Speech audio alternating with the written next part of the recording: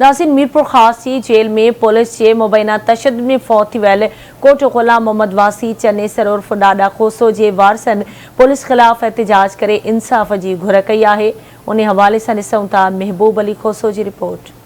कुछ ॾींहं अॻु कोट ग़ुलाम मोहम्मद जे रहवासी चन्नेसर उर्फ डाडू खोसो के मीरपुर ख़ास जी जेल में पुलिस पारां बेरे माण्हू तशद्दुद करे क़त्ल करण ख़िलाफ़ बुढ़ो कमराणी शहर में खोसा बिरादरी ऐं मुख़्तलिफ़ बिरादरी के माण्हुनि लकियारी चौक खां रैली कढी नव दुंबालो राजो खनाणी मेन रोड ते टायरनि खे बाहियूं ॾेई एहतजाजी मुज़ाहिरो कयो वियो। मुज़ाहिरीन मीरपुर ख़ास जी जेल पुलिस ऐं कोट ग़ुलाम मोहम्मद जी पुलिस ख़िलाफ़ छिती नारेबाज़ी कंदे हिननि आवाज़ टीवी न्यूज़ सां ॻाल्हाईंदे चयो त डाडू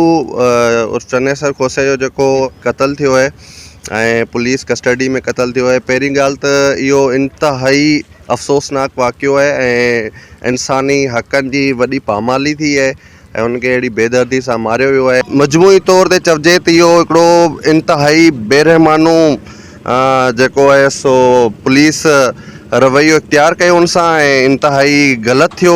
इंसानी तज़लील थी है जंहिंजी सख़्त खां सख़्त कार्रवाई कई वञे। असांजो अॼु एहतजाज इन जे लाइ त चन्नेसर उर्फ डाडू खोसे जे खून सां इंसाफ़ कयो वञे ऐं उन जे कातिलनि खे सख़्त खां सख़्त सज़ा ॾिनी वञे ऐं अॻिते जे लाइ अहिड़ा कानून पास कया आहिनि जो ही जेके पुलिस वारा सभु पुलिस वारा हिकु जहिड़ा न आहिनि, पर उहे जेके अदालतनि खां मथां क़त्ल कनि था या क्रिमिनल रिकॉर्ड रखंदड़ आहिनि, कारियूं रिढूं जंहिंखे अख़बारी ज़बान में पाण चऊं, उन्हनि सां उन्हनि जो लेखो करे उन्हनि खे इदारे में कढी रेस्टिगेट करे उन्हनि ते उन्हनि जुर्मनि जूं सज़ाऊं कयूं वञनि। चन्नेसर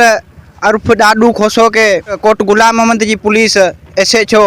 ऐं जेल सुपरिटेंडेंट तशद्दुद करे क़त्ल कयो है। इन जी सख़्त लफ़्ज़नि में मज़म्मत कयूं था। असीं खोसा बिरादरी जे तरफ़ां समूरा खोसा बिरादरी जा हिते फ़र्द मौजूद आहिनि जेके असां सां गॾु आहिनि, उन्हनि सभिनीनि जो इहो ई असांजो मुतालबो आहे त सख़्त खां सख़्त सज़ा ॾिनी वञे। असांजी रिक्वेस्ट आहे कामूरनि ऐं सिंध जे अॻुवाननि ऐं असांजे दोस्त चन्नेसर ऐं डाडो खोसे जे क़त्ल सां इंसाफ़ करे उनजी ॿुढड़ी मां ऐं संदसि मासूम बचड़नि सां इंसाफ़ कयो वञे। हिननि वधीक ॿुधाईंदे चयो त उहो किथे जो कानून आहे त पुलिस जेका इंसाफ़ जी रखवाली हूंदी आहे उहा अवाम खे हिफ़ाज़त करण बदिरां वेशाणू तशद्दुद करे मारण लॻे त असां कंहिं वञी इंसाफ़ घुरूं, जॾहिं त बेदर्दी सां क़त्ल कयल चन्नेसर उर्फ डाडू खोसो जी ॿुढड़ी अंबड़ ऐं संदसि मासूम बचड़नि जी कूकनि सां इंसाफ़ केरु कंदो। हिननि सिंध जे वॾे वज़ीर मुराद अली शाह,